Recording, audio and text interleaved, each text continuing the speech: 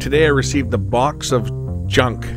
Basically, one of my viewers sent me some stuff that they didn't want as a donation that I can take apart and see if I can be repaired or just recycle it or just take it apart to show you guys how it works.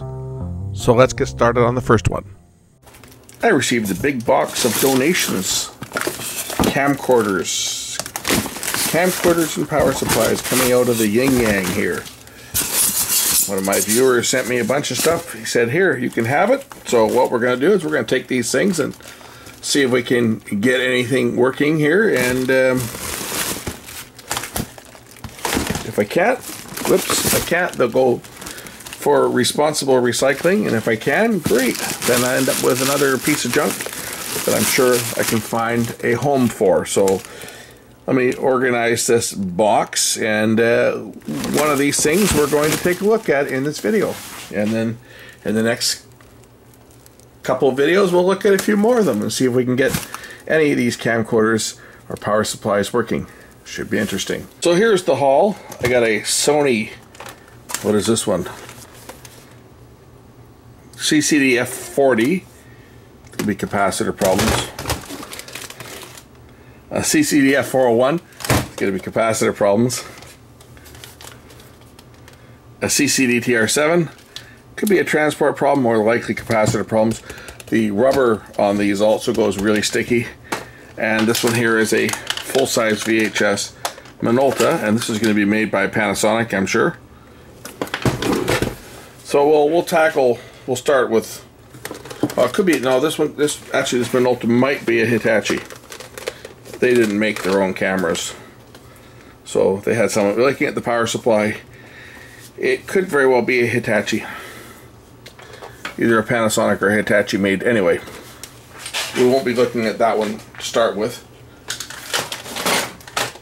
because I think that one has probably the highest success of repair. Let's start with one of these Horde Sonys. Let's see here, which Horde Sony should I start with? Let's get the ball rolling with this 401. Let's look at the dates on these things. When was this one made? Is that 1988?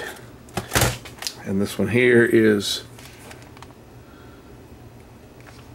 this is probably a little earlier. 1991, so this is a little newer. And then there's this one here.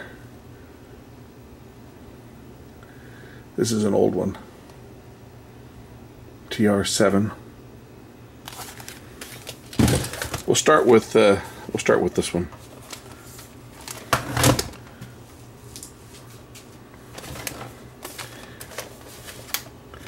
We'll start with this one here and see whether I can get anything happening. Looks like I got a power supply too. He sent me a power supply. This is the power supply for this one. As you can see, it's got all the contacts on the back for the AV inputs and outputs, or AV outputs anyway. This one doesn't have any AV inputs, but it does have AV output on the back. That was so you could leave this connected to your TV and just connect the power adapter and play the recordings back directly. You didn't have to connect up anything to the camera. But there still is outputs that can function as an input or an output on the side here. So that's the power adapter that went with this one. I do have Sony adapters around here, so let me dig up an adapter and we'll check this one out. Of course, by digging up an adapter, I mean using this one if it works, because all Sony cameras use the same adapter. It's just that this one has additional contacts for the video and audio outputs and inputs on the base here, on the adapter. So if the adapter works, which it looks like it does, it should power up any of them because the contacts for the battery are the same. So first, let's just put the power on this thing and see if it does anything at all. I have now I saw initially the eyepiece lit up initially when I first applied power. And it does, as you can see. And then it kind of goes like that, which is telling me that this thing's got bad caps throughout it. Let's turn on the camera portion and see whether we get a picture. When I turn on the camera,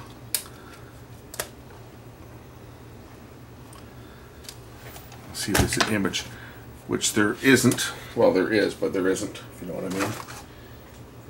Plug this thing into a monitor, see whether I can see anything on my TV.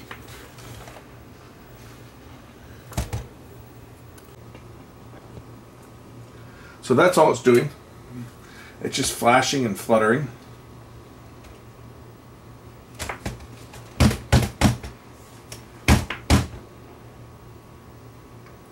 Looks real good.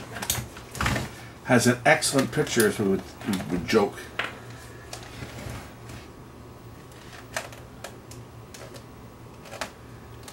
This, from what I can see here, is probably cap. Trying to open the cassette compartment now to see whether it'll actually open up the cassette compartment.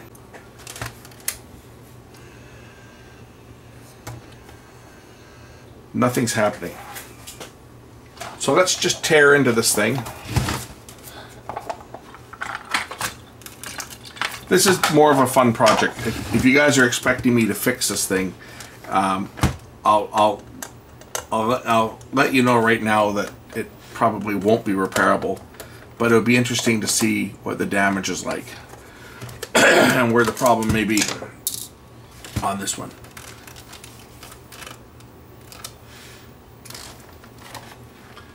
Because this is a very old camera. One thing I should try first is, I'm just going to try an external power supply, only because the DC power supply itself may have a problem. So we'll power this thing up with just a little over 6 volts and see whether clipping power on does anything different than plugged into the adapter. I don't expect that it will, but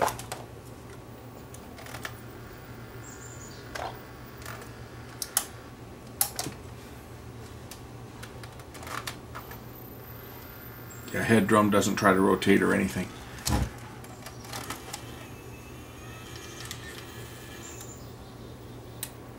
Capstan motor turns.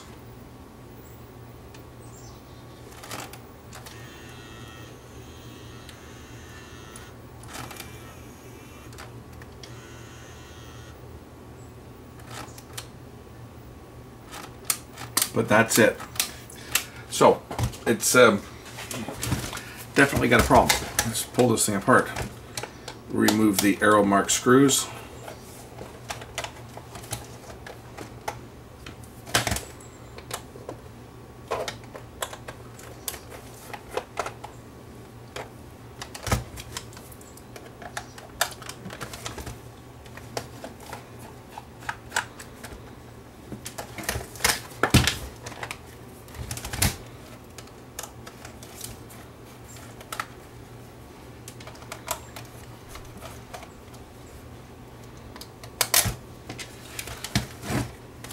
Good thing I opened that other box. I received 3 packages all at the same time. The other one was the Pioneer tape deck. Good thing I opened that box first, because that one actually had a repair in it. Oh, there goes my neighbor out, and there's an electric car again.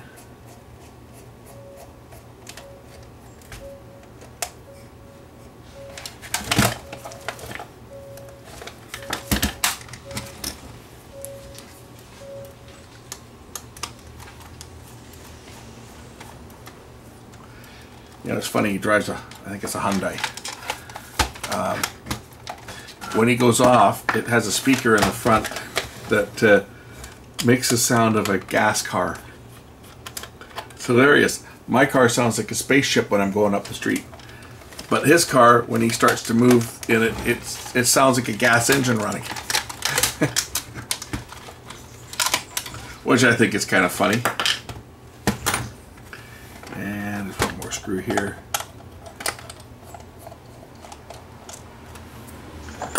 Sony's were always my favorite cameras to take apart because they come apart really easily, as you can see. Undo a few plugs. The problem with these cameras is all these ticking time bombs. You notice the little custom IC here that they've put in, with just a little blob of epoxy. So that was a in-house, probably designed chip. The big problem with these ones here is a lot of times it's the DC to DC converter. So let's pull this thing apart.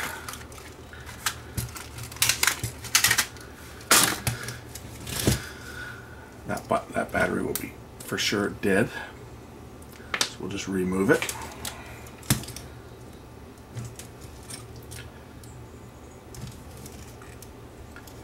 And looking for the DC to DC converter on this unit on here. And DC to DC converter, I think it's this little box down here if I'm not mistaken.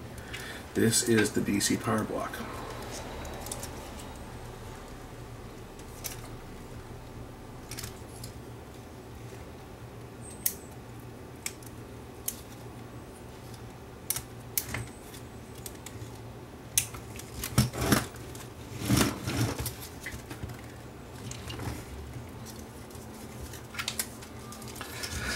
So this separates the camera block.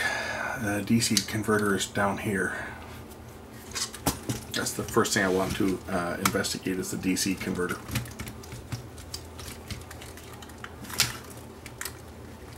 It should just unplug. Oh, we got a tab over here. We'll just break this one off. Just soldered down for the shielding. We'll just remove that. Not necessary. And then this should unplug like that. So this is the DC to DC converter board. And this is likely where the majority of our problems are for this one. Capacitors have gone bad in here for sure. They shield these up quite well. So there's the DC to DC converter. To say the whole intention is not to try and fix this thing. It's just to kind of explore what's gone wrong, see if we can make something happen on it.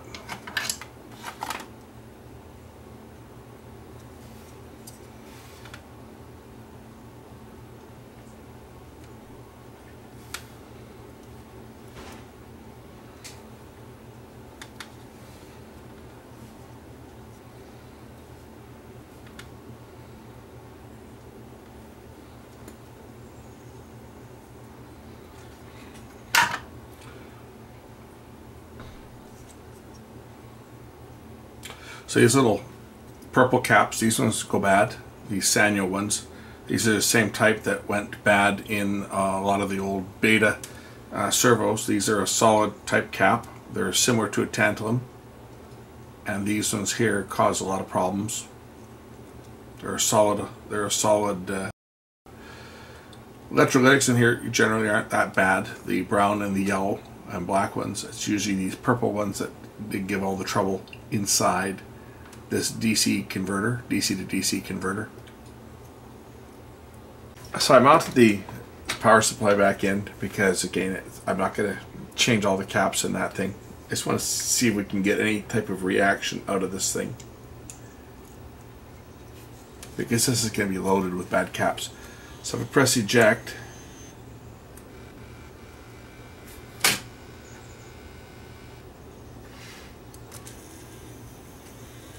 loading motor's operating, capsule motor's turning, it goes reverse and then forward, but the drum's not turning or anything.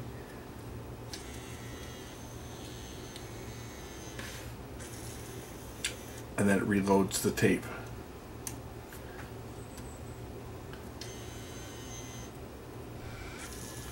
Okay, that time the drum spun up.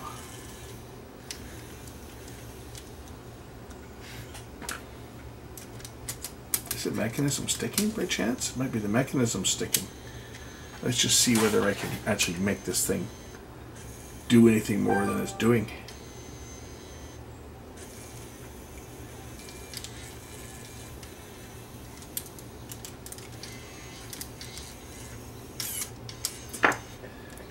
Well, that's a good sign.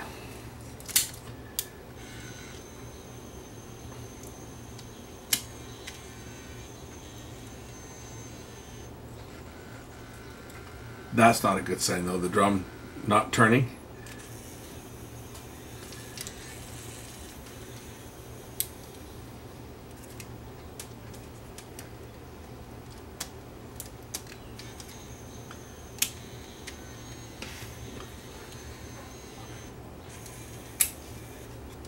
Okay, this guide is stuck for starters. The oil on this is shot. The grease. Mechanism wise, the lubricant is completely dried out on this pin down here. So this pivot is not moving very well. I can try and get some cleaner down into that and just see if I can free that one up. I'm not going to take it apart. Let's see if I can free that thing up and see whether that'll free up this mechanism a little.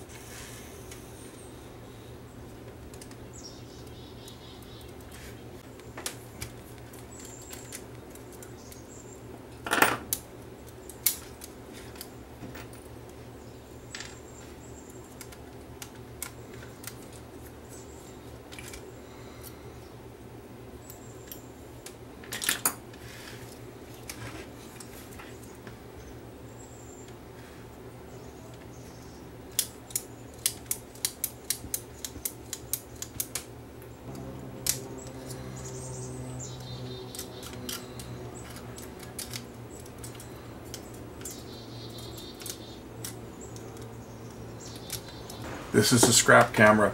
It's never going to work. I'm just curious as to what I can do with it.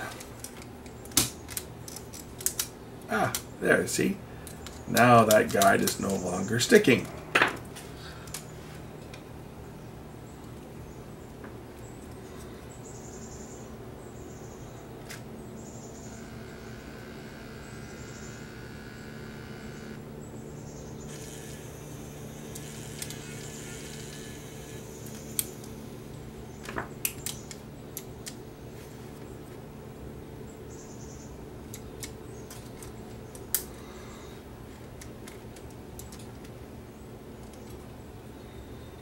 Oh, power fell off.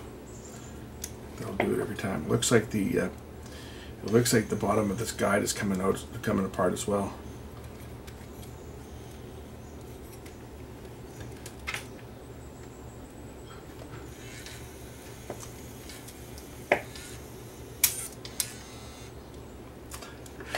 Looks like the pin, the brass pin here is also working its way down.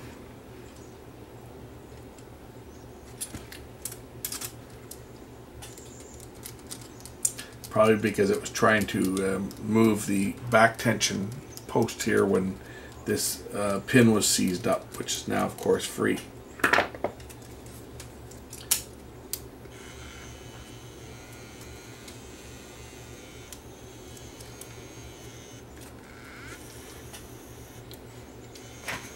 But hey, that part's working.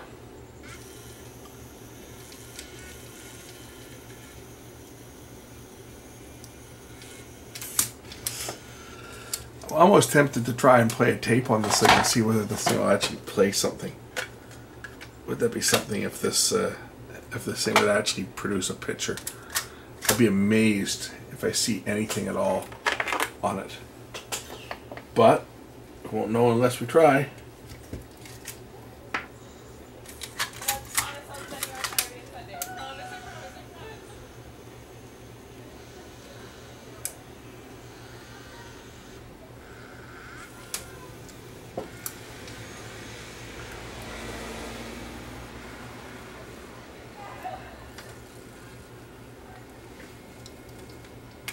Now,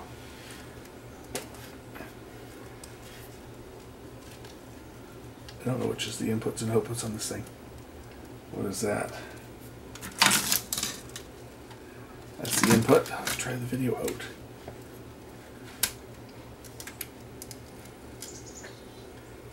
Tape's moving. I see no picture, although I don't have all the plugs plugged in here. It shouldn't make a difference, though, because I think this is just a viewfinder. But I see nothing on the screen.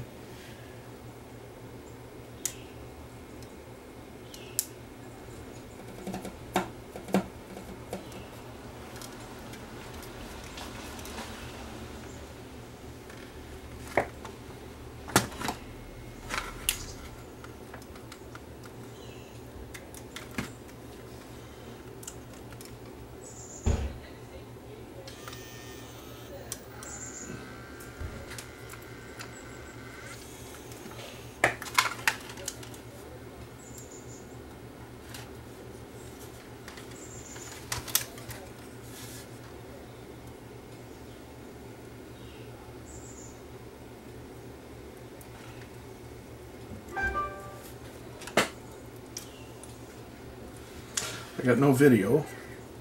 I got nothing in the viewfinder. I'm not getting those horrible noise bars anymore that I was getting before. But I got no video. Did something come unplugged?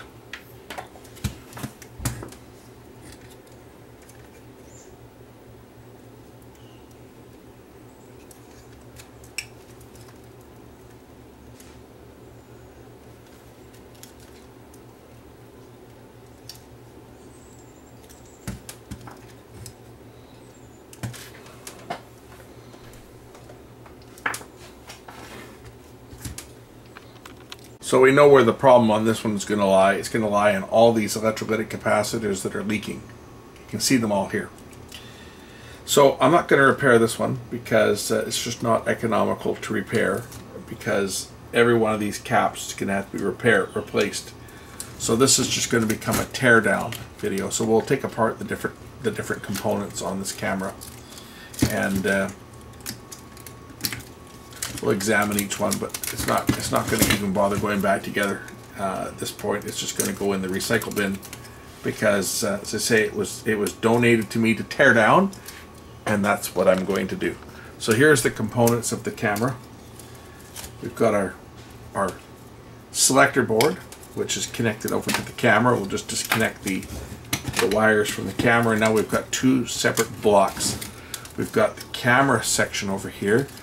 Consists of the camera board, and it's going to be loaded with surface mounted capacitors that are leaking. So we'll pull the shield apart here. We already got a look inside the DC to DC converter board. It has some solid caps in it that go bad on it. But here's again the camera section processing board.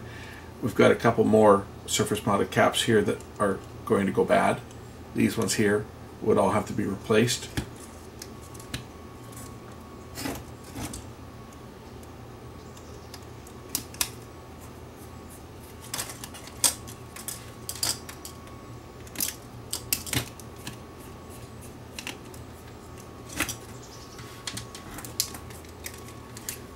And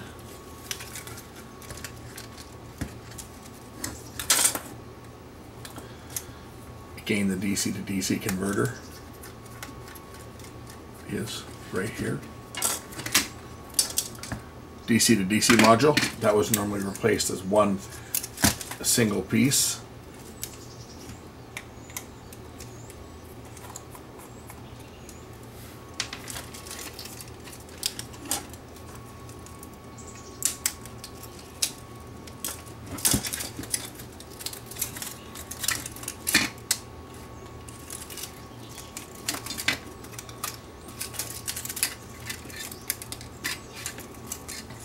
One thing you have to appreciate here is how much is actually in this little camera that Sony made, and this isn't even the smallest.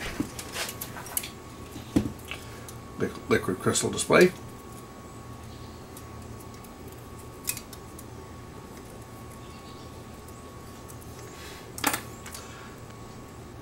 Static pickup, static electricity picking up from just rubbing the contacts. I can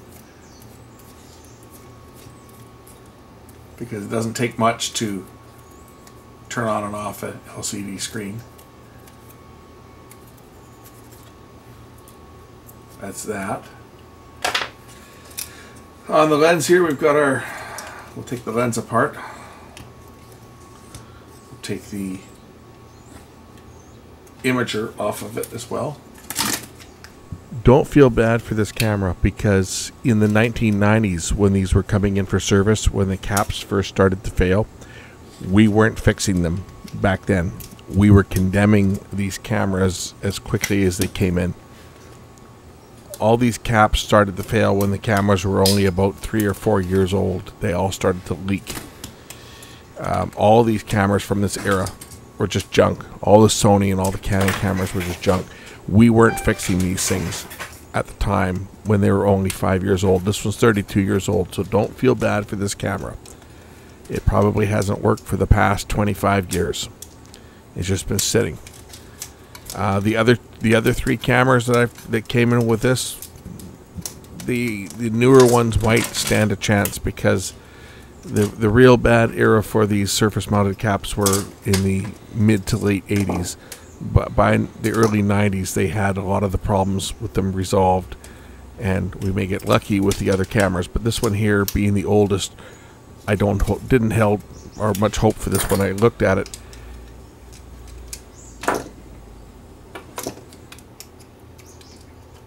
This gives you an idea of how these things were put together. That should lift this sensor off of here, this board. There's another screw here I got to take out, I know, for sure. I just can't get at it because of this bracket in the way.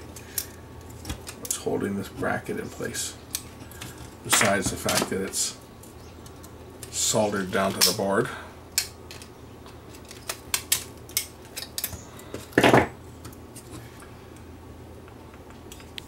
This should serve, though, as a good lesson for anybody who's looking at buying a used camera to transfer their old tapes. Board should lift out of here. This is what you're going to find out there. You know, tons Of of course, it's soldered down as well. tons of leaking caps, and it's not just the caps that leak. The electrolyte that was in them was corrosive, and this is a multi-layer. It's a 4-layer board. The electrolyte seeps in between the layers of the board and eats the copper traces away. So it's not just replace the capacitors and it'll work. It's replace the capacitors and it might work, but it also might not work. And that's why I would never change them, because we got into that back in the 90s. We were changing caps and finding that the board was shot. Board. So we just decided to not repair them. They were so big of a problem. Used an autofocus, optical autofocus system, infrared. It sent out a beam. The beam was measured as it reflected back from the subject, and that was used to calculate the distance, like all the early autofocus systems did.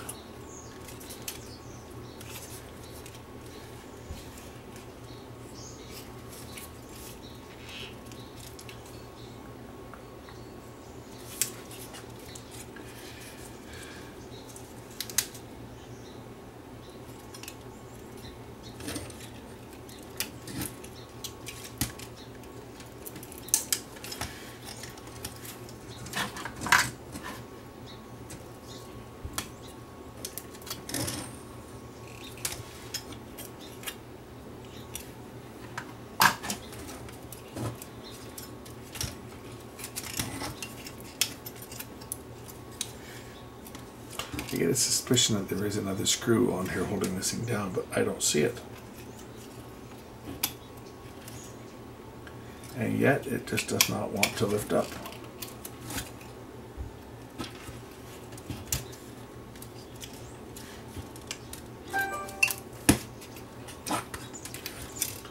Oh, that's another tab here, that's what it is. They shielded these things really well, because back in the day there was concern that these devices would cause interference to radio reception, so they had shields everywhere. You don't see that on modern equipment as much now, because I think a lot of those concerns were unfounded, but the manufacturers were made to jump through hoops and shield everything like you wouldn't believe because there was always the concern that they were going to cause interference to something. So they had to really over-engineer, and you wonder why these cost so much to fix when you were digging down to get a circuit board like this to replace parts on it or replace the whole board. But here we go, more surface mounted caps, and they're all going to be leaking. So this is, of course, not going back together. This is just a tear down now so we can see how this thing is constructed. I hope you guys don't get too annoyed with that, the fact that it's not being repaired. And as I said when I started on the camera, there's a good possibility that all 4 of them that were sent to me, they were sent to me just to tear down, and probably all 4 of them are not going to be fixable, but if I can get them running without having to do too much to them, I will. This one here, I determined once I got into it that we're dealing with major capacitor issues, which is what happens to all of these cameras, and it's not going to be economical to repair it. So I figured this would be just a learning opportunity to see how these things are assembled. Take it right down, take every part out on this thing. Every plastic piece, every gear, every screw, this whole thing's getting torn down. Just for the entertainment value of seeing how they're built. Okay, we're down to the CCD board now. I removed this screw, and it should remove the board from the lens. I think. There's our CCD. You guys have seen one of these before because I took one apart on another camera a while back. 2 screws here hold the color filter and the infrared cut filter.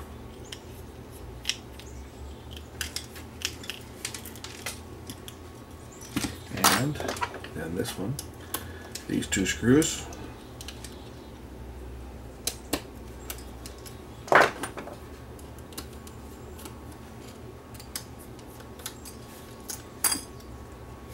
There's the chip itself. This is the filter that's on the front of it. If you take that out, now this is what removes the infrared from affecting the chip. And there's the color chip itself there. That's where all the magic happened on CCD cameras. And that's something that we don't see anymore because the cameras today they're all CMOS based. There's that filter. As you can see, it looks green. And there's the actual CCD itself. You can see the 24 karat gold bond wires that bond the actual silicon to the outside world. It's amazing when you think about it, the imager technology. This was only about 340,000 pixels, 345, 350K pixels, and now we've got sensors that have got upwards of 50 million pixels. It's amazing how far image sensor technology has come since this camera was produced in the late 80s. Now if we think back, it wasn't that long ago, early 81 I think it was, I was working in a broadcast station, and I read an article about the development of the CCD. This is the iris for the lens here. This is the iris motor. When I do that, it'll open up the actual iris in the lens, and you'll see through the lens. See? And then you got your focus motor and your zoom motor, one of the two. But I remember I was reading an article, and back then we were still dealing with 3-tube cameras for our broadcast operation. I was reading an article about the development of the CCD, and I was telling the guys that I work with, I said, you know, I was reading something in, I think it was probably in Scientific America or something, about a new technology that's going to replace these camera pickup tubes with a chip. And the guys were like, oh yeah, but they're not good enough. The quality isn't good enough. It'll never replace the Plumicon tube, which is what the gold standard at the time was. Plumicon tubes. That's what we used on our cameras. Yeah, that'll never be good enough. Never be good enough.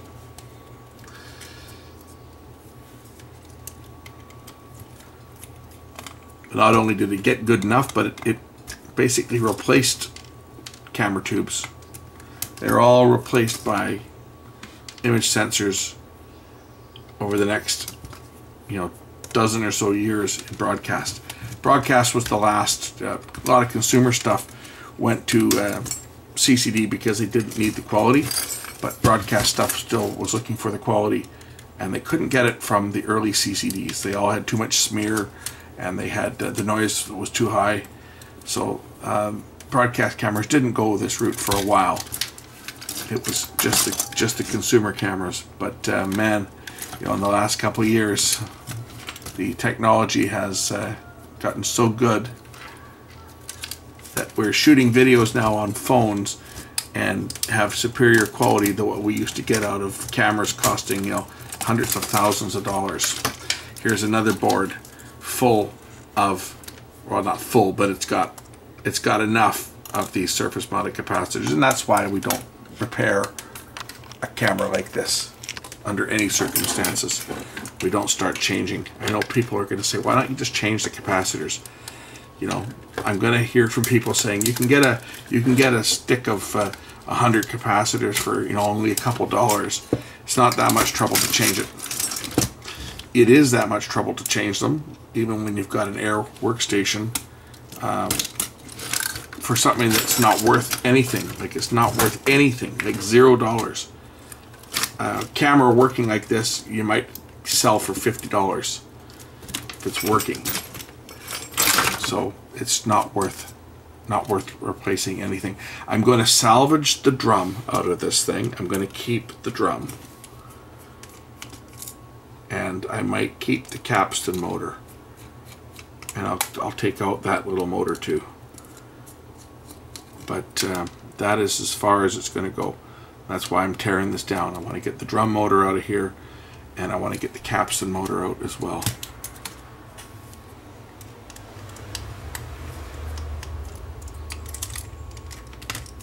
And I'll grab the pinch roller.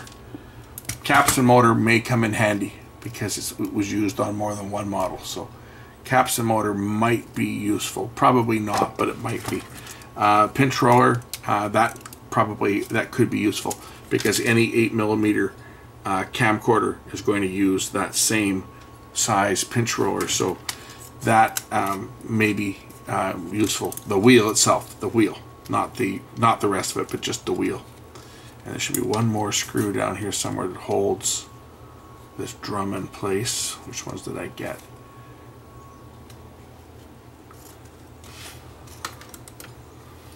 Got two of them. Of course, the third one's going to be over here where I can't get at it.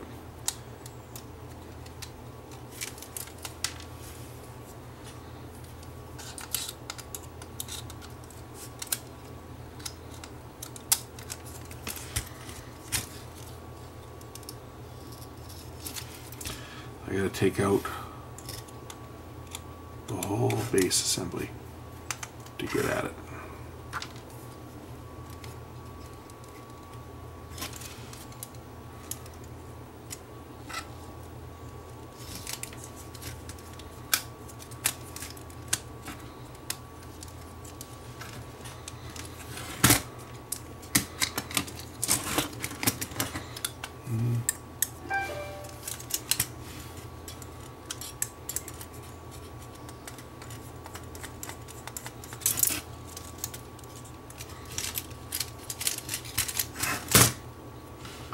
Now I can get at that third screw that holds the drum in place. It's this one here.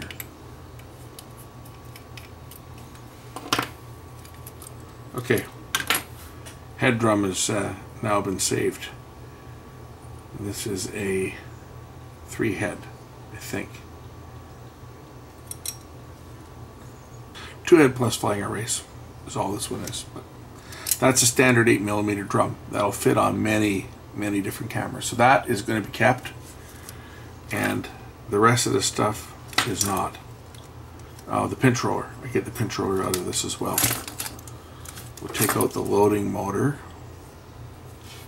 and then I'll be able to operate the mechanism by hand. I'm also going to hang on to the little CRT, the viewfinder, and its driver board. I'll hang on to that because they're kind of cool. Just as a little 1/2 inch. This one's probably a round CRT on this one.